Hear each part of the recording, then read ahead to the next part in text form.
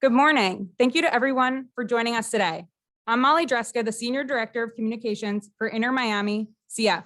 Welcome to the members of the media and welcome to our fans tuning in from South Florida, across the US, and from all over the world.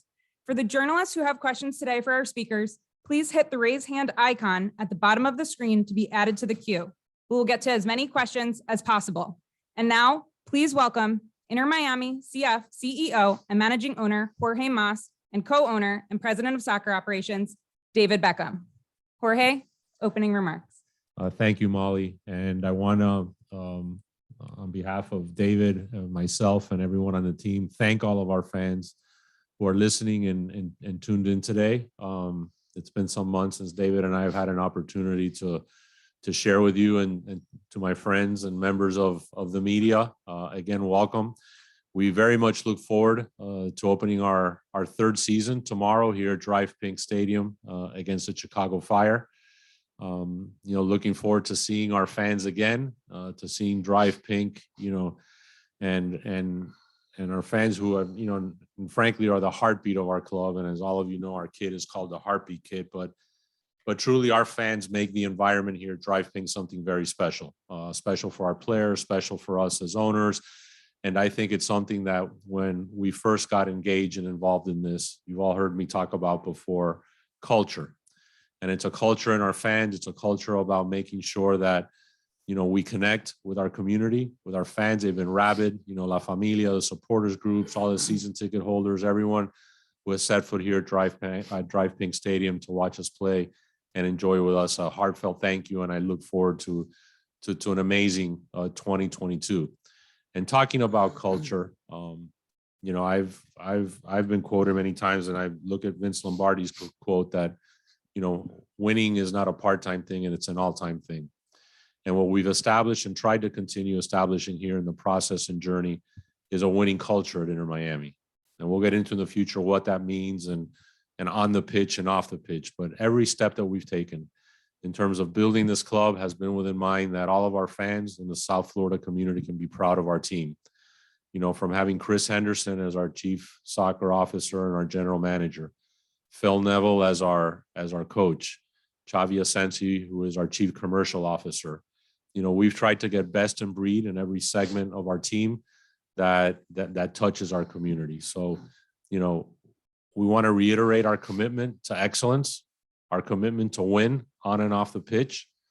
I look forward to a fantastic year, and we'll talk about the details. I mean, a lot you have seen that we've revamped our roster. We've taken steps. We've pivoted when we need to, and we'll discuss the future. But again, I just wanted to welcome all of you here. I look forward to a vigorous Q&A, and would like now to introduce my friend and my partner, David Beckham. Thank you, Jorge. Good morning, everyone. I always make the mistake of going after Jorge. He says everything that I was going to say, so I don't need to say too much, I don't think. But apart from welcome, good morning, and obviously we're very excited for our home opener tomorrow morning, tomorrow afternoon. We're very excited about that. Very excited about this season. Like Jorge said, it's very important that we have our fans on this and watching this and listening to everything that we're saying, because they are the heartbeat of our club and the heartbeat of every game that our players step onto that field on.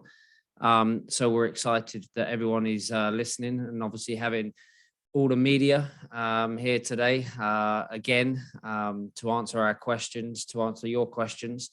We're very happy that you're on, but we're very excited about this game tomorrow. So so that's about it. Thank you both. And now we'll open the floor to questions. The first 5 questions will go to Michelle Kaufman from the Miami Herald, Franco Panzino from the Sun Sentinel, Mike Cugno, CBS Miami, Mike DePasquale from Fox Miami, and then Chris Whittingham from Inter Miami CF. Michelle, your line should be open. All right. Good morning. Nice to see you guys. Finally, it's been a long time. So you two are very optimistic people. You're both people who are used to winning and having success through your whole careers, both of you.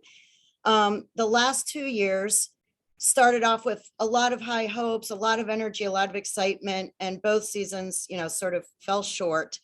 I'm just wondering if you could both talk about what have you learned in the last 2 years about being owners of a sports team, how it's different from other businesses, and just why do you think this year will be different? Why do you think that this year will be different than the last two? Thank you. Thank you, Michelle. I'll take that first. Listen, what we've learned, but teams like organizations and like life are part of processes.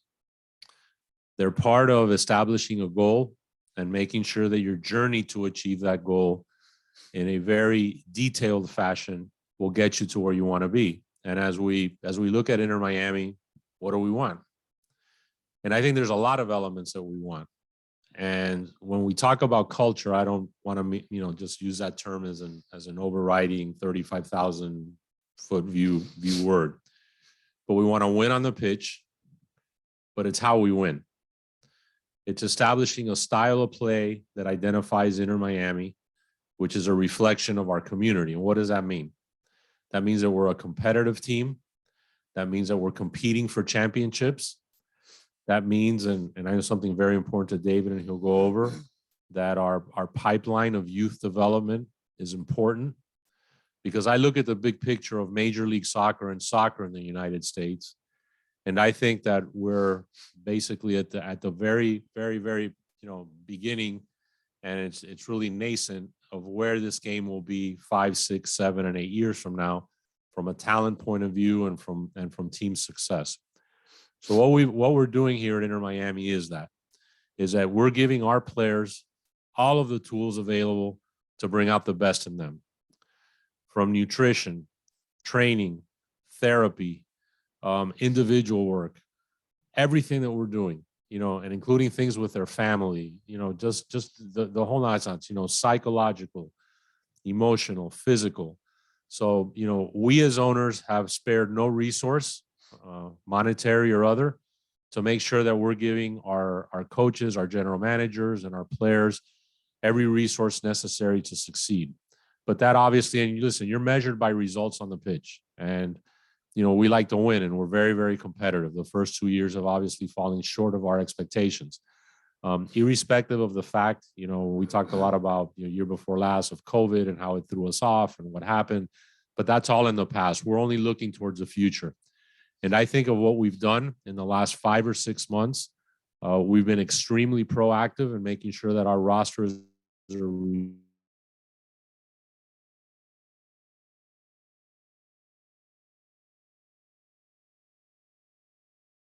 looking forward to finally the season getting started next year. It's a long season, but I think that our players and our team is ready for the marathon that will be 2022. And listen, at the end of the day, I think that there's only one team that lifts the MLS Cup, the one team that wins the Supporters Shield, 2 teams that play in the finals, and our aspiration is to participate in those. David. Yeah, hi Michelle. I agree with you. It's been too long. We're obviously very happy to I'm very happy to be back in Miami and very happy to have our home opener tomorrow.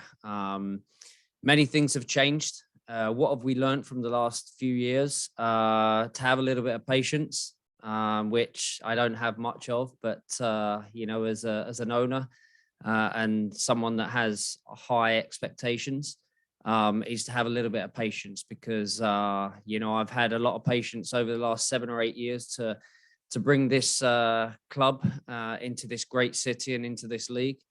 So I've had to learn that over those 7 or 8 years, but had to learn it even more over the last couple of years. I do have high expectations from our players, from our club, from everyone that's involved in this club, from our fans to our players to our coaches, and everybody that's involved in this team. Everybody knows the expectations that we have, and obviously the pressures that we have. And yes, the last couple of years haven't lived up to exactly what we wanted, but I think when we step back as owners, and when I step back and look at the last 8 years, I'm very proud of what we've achieved. I'm very proud of bringing this this team into this league and into this city, and to have amazing staff, amazing players within this club. I think that's the most important thing. But sometimes we don't take the time to actually step back and look at the whole picture and the bigger picture. But when we do, it makes us very proud. It makes me very proud to have someone like Jorge as a partner, and that leads this club and leads our the people that we have within this club. But like Jorge said, what really matters is winning, and that's the most important thing for me.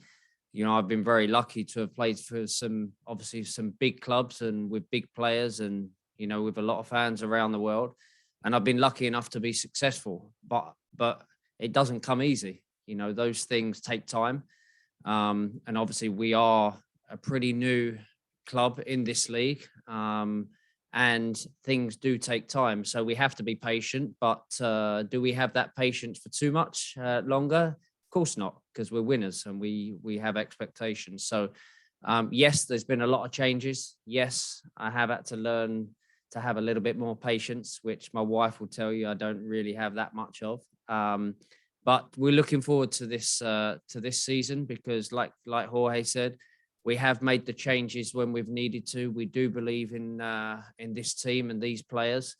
And we hope the fans, well, we know the fans will get right behind the players. So we're excited, and we're looking forward to tomorrow, because I think it'll be great. But it's what we do on the pitch that matters. Franco, your line is now open. Thanks, Molly. Hey guys. I think David just maybe beat me to it a little bit there, but what's been the biggest challenge for you guys over these last 2 years as owners of a new MLS franchise? Obviously, you guys are very ambitious owners, and you guys from day one have said how much you guys want to win, like you've just talked about, but things haven't gone that way. So what's been the biggest challenge for you, whether it's on the field, in meetings with MLS, just what's been the biggest challenge? And what can you also tell us, Jorge, about your outlook on the stadium situation in Miami? Thank you. Sure. And listen, from my perspective, it's, you know, when we were coming into our inaugural season, you know, we had a laid out plan, strategy. The one thing that we've done, and I think David very eloquently said, is sometimes we have to step back and look at the big picture. The fact that we did launch professional soccer in South Florida, you know, with attention globally, is great for our team. It's great for our city, great for our fans. But, you know, the best laid plans, many times you need to adjust. You know, when COVID hit, the issue wasn't COVID. It wasn't the fact that it was an existential threat to teams in the league. It was that every single plan we had with players who want to come play here at Inter Miami, that those things changed. And with the rules that we have in Major League Soccer, which do not afford you the flexibility of being able to, you know, pivot and have an endless source of high paid players, irrespective of your budget, it's difficult. We have had, and listen, it's been no secret in the rumors, and, you know, David and I have had an opportunity to meet, and I, you know, just as a fan of, you know, we've met with, you know, the best players in the world that want to come here. So one of the challenges that I see is how do you plan that? And I've learned that roster building is it's almost a chess game, because one piece affects the other. You know, how will one player play in a separate system? So it's not only about big names, right? You know, we're a big name town, used to championships here in other sports, but I have found that to be a challenge. I think that one of the things that I've learned in Major League Soccer is, in order to win championships, it takes a blend of youth and athleticism with, you know, veteran know-how and savvy and teaching. And I think that there's a very important mix there. So from a challenge point of view, I think roster building is the most challenging aspect of playing in this league. To pivot on the stadium in Miami, we've been working extremely hard over, almost 3 years now to the first time that I stood in front of the dais at the city of Miami and talked about our concept for Miami Freedom Park and a stadium in Miami. There will be a hearing on March 9th at the city of Miami to hopefully receive a green light and approval from 4 of the 5 commissioners to go ahead and move forward with that project. I'm optimistic. Finally, we have a date. It's been 2.5 years of, rigorous negotiations. The one thing I can say is every single thing that we promised 3 years ago is in the lease that will be presented to the city. I very much appreciate the support of the residents of the city of Miami and those who overwhelmingly voted in a referendum to move forward with the Miami Freedom Park project. So, promises kept, promises delivered on that project. I think the community will see that March 9th. And, we're really looking forward to really doing the hard part, which is, building a stadium and a development of that size, which I think will be transformational for Miami and transformational for our sport. Hey, Franco. I think all of the above. There's been challenges and there continues to be challenges. They are continuous, but it's how you react. I always look at my business world and obviously everything that I do the same as I do when I was a player. Sometimes you come up against these challenges and these difficult moments, but it's how you react and it's how you deal with those. And I think that we continue to do that. My priority has always been, and all I've always said, is our academy system.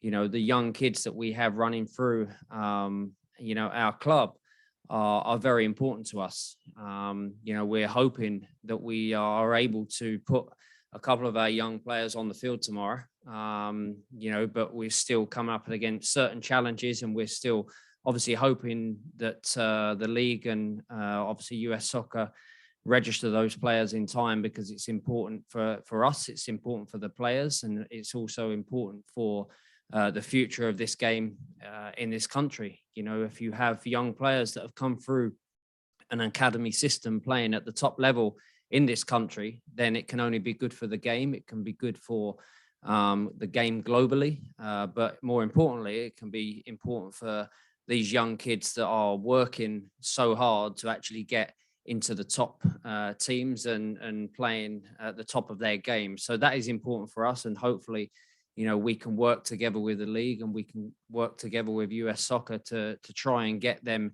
registered in time, because, like I said, it's not just important for us as a club, but it's important for the game in this country. Mike from CBS Miami, your line should be open. Hey guys, how's it going? Nice to see you again. You both preach about patience and expectations for this year. I'm curious how that patience and expectations extends to Phil Neville and the job he has to do now with a whole new roster that was just turned over. Well, I think that, yes, we have to have patience, and we've had patience over obviously the last few years. Obviously changing our coaches after the first year was something that we felt that we needed and wanted to do.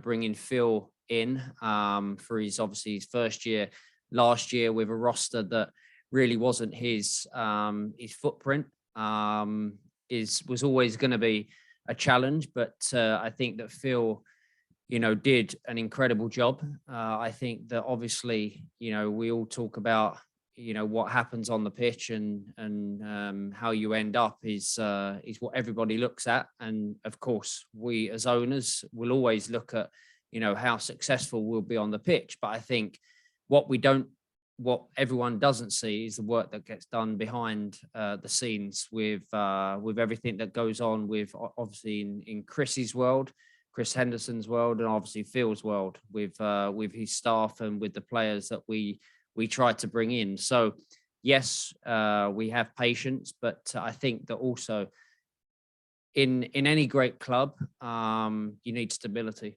And that's what we need to look at. We need, stability within our club. I've played in obviously clubs before where, I've had a manager with Manchester United for a long, long time and my whole career at Manchester United. But then playing for Real Madrid, I think I had 5 coaches in 4 years. So, with stability brings success, as long as it's done in the right way. And like I said, the work that everybody doesn't see is the great work that Phil and Chris have been doing over the last year and a half. And I think that obviously the changes that we've made going into this season is more of a footprint, a handprint that Phil and Chris have brought into this club. So I think that yes, you need to have stability, you need to have patience, but this is it's a big season for us. Mike DePasquale from Fox Miami.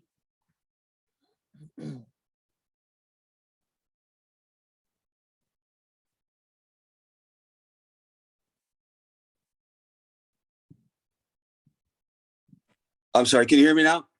Yeah. Yes, we Okay. can. Mike. Thank you. Thank you. Hello, Jorge. Hello, David. I wanted to pose this question to you, David. Spoke to Phil yesterday, his availability to the media, and he talked about the new team that he has as far as the 10 new players. And he talked about how he was visibly upset last season, maybe not so much about the loss, but the way his team played, because he said he had individuals, not guys that played as a team. And he said yesterday, these are my boys. These are the players that I wanted. Tell me what you expect this season based on Neville now has the players that he wants going into this season. Yeah, I think, from what obviously Phil said, and from obviously my previous answer, this is what Phil has always talked about, bringing in the players that he wants in this team, bringing in players that want to work for us, that want to respect the jersey, that want to play every weekend or during the week and come into training and come into this great facility that we have and work. I think that's the most important thing. And I think, when you say about what Phil said yesterday about, players not performing to the level that they should, that's what I talked about earlier about expectations. You bring players into clubs and you expect them to perform at a higher level or at least work for this club and work for this jersey and play hard. There was occasions last year, quite a few occasions, too many, to be honest, in my opinion, where we didn't have that. We didn't have players. Yes, you can lose games. Yes, you don't have to win every game, even though I'd like to. But you expect players to at least fight. And unfortunately, we didn't have that last year. So we've had to make decisions that we felt that we needed to make as owners, and also working with Chris and Phil, which is the most important thing, because with Chris and his experience, and with Phil with his expectations, you have to give them the power to bring in the players and have the team and the roster that they want to have and they believe that will fight for our jersey. And I think that's the most important thing. So, we have had to make some challenging decisions and some difficult decisions, but we will always, as owners, we will always make the decisions that are best for the club and best for Phil and best for Chris's vision.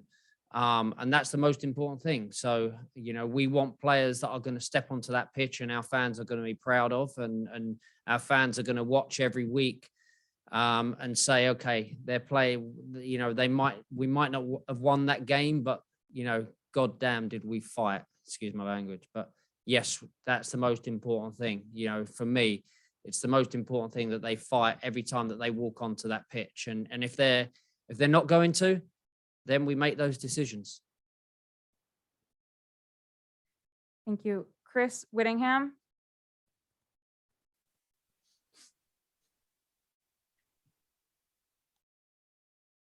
Hello. Yeah. Hey. Yeah. Thank you, Molly. I just wanted to ask about how the club made sweeping changes ahead of last season, and with the goal towards building the vision of a club that you want to see. How much closer do you feel like, with the changes that you've made now, with the players you've brought in, are you to having the Inter Miami you guys hope to have? Well, listen, the first changes we saw previous to last year were predominantly in the front office. And in bringing Chris along, and then Phil, who took over for Diego. Revamping the roster at that time was a much more difficult task. But coming into this year, the whole team made a decision that, listen, whatever it takes. And this team has to be in the semblance of Chris and Phil. So I think now that, they have all the elements in order to have, their team and their fingerprints on the product that we'll start seeing on the field tomorrow. And it's our role as owners to support them, to give them the resources necessary. A lot's been said. This is probably one of the most major roster revamps, or maybe the most, revamped roster in the history of Major League Soccer. And that's okay. At the end of the day, if the results are on the pitch, if everything that Chris and Phil wanted to achieve is achieved, then that was the right decision. Yep, I agree with that. I think that I think at the end of the day, the proof will be when the players step onto the pitch, and hopefully they perform to the level that we as owners want, and obviously more importantly that Chris and Phil want. We talked about the changes that we've made. We have spoke about our team being younger, quicker, and winning more, and this is the first step to doing that. So we're excited for tomorrow. And this will be the first season that we've actually had a preseason. Our first year we really didn't. Last year we played no games for a multitude of reasons, mainly COVID related. This is the first season we've had a full preseason. With a handful of games, I know Phil alluded to, with MLS competition, USL competition. We played Universitario from Peru here at the stadium, which was an amazing atmosphere under a torrential downpour. I thought it was actually a super fun game to watch. But so the team's prepared, and I think what we've seen so far, although it is preseason, I think bodes well for what Phil and Chris's vision has been, that we as owners and our fans will be able to see, and I think we'll be very proud of the product on the field, especially something David alluded to, is to fight. Our team has to fight. Whether you're up or you're down, you fight to the last minute and the last second, right? And I think that's something that in the careers of David Beckham, and at least something that we fight, never give up, never. And we'll pull through situations. That team has to be a reflection in that aspect of its ownership. This team needs to fight and battle 90 plus minutes every game. Next is UK journalist Steve Brenner. Thank you, Molly. David, Jorge, thanks for taking the time. David, just a quick one. I mean, Phil said this morning, I think, since you've been working together, you've had to be more disciplined in your friendship. Have you found that you've had to maybe take a step back and not be so pally, because there's, if you had a lot of problems last season, and it hasn't all been roses, has it? So how's it been? Yeah, I mean, I think that has definitely been evident more on Phil's side than probably my side. I think he's always been a bit of a comic, Phil, but believe it or not. But obviously our relationship has always been professional. I think at the end of the day, he understands the situation, and obviously I definitely understand the situation that, but when I was saying earlier about, everything that Phil's done behind the scenes, has been very impressive. And that's one of the reasons why we as owners wanted to bring someone like Phil in, because it wasn't just, his experience in the game, and obviously his experience in bringing that to the players that we have in our squad, but his professionalism, his hard work, his commitment, for me, was one of the biggest reasons in bringing him into this club. And I spoke about stability, and of course, we need to be successful on the field. But I think the incredible work that Phil has done off the field and behind the scenes has been incredible. And that's why when you look at obviously great clubs around the world, when you look at the Manchester Uniteds, the Man Cities, the Liverpools, the work that probably Jurgen Klopp has done within Liverpool behind the scenes is one of the reasons why they're so successful on the field. And that's why I think, you know, the work that Phil has done has been incredible. But talking about us as friends, we'll always be friends no matter what happens. You know, I think Phil knew that coming into this job, but he also understands the professionalism that he has to achieve within this club, and that was never going to be scrutinized on my side. But obviously, we understood that that was going to be looked at, you know, by other people. So, you know, we're big enough and we're men enough to understand that and to accept that. But you know, has it been hard stepping back and being more professional? Absolutely not, because I think we've all, you know, played enough games and been big enough clubs to understand that at the end of the day, it's what we do on the field that matters. And you know, me and Phil totally understand that. Last question will go to Jose Rodriguez from Deporte Total USA. Thank you. Good morning to both. My question is for David. David, I wanted to ask you about Gonzalo Higuain. You know, obviously a big name now more than ever for this club. What is your relationship with your relationship between you two guys like, and what are you expecting from him? Thank you.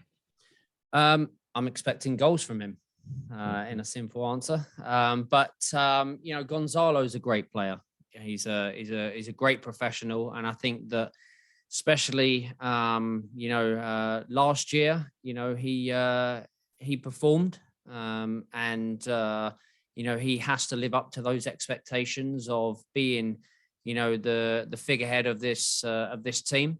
You know, he is a leader, but his actions on the field also, you know, gives the other players and the young players an opportunity to perform at a higher level. And he has that power.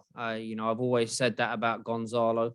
You know, he's a very passionate player, so his passion comes out, and also his frustration comes out, but that only comes from being a winner. And Gonzalo has always been that. He's always scored goals wherever he's played, wherever he's been.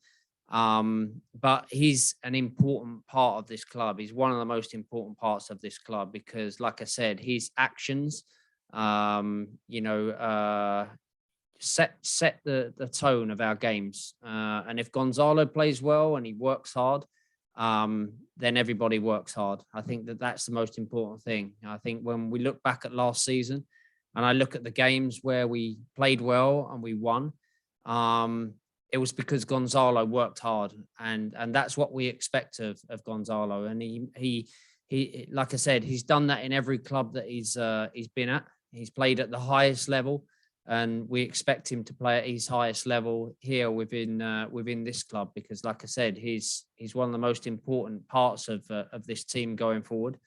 And you know, I think that one of the most important things is when our fans see Gonzalo play like he can play or work like he can work, everybody reacts to that. And I think that that is something that he's started to understand. I think that that's a good part of learning for him. And my relationship with him has always been good. But my relationship with him will be even better if he scores more goals. Thank you, David. And thank you, Jorge.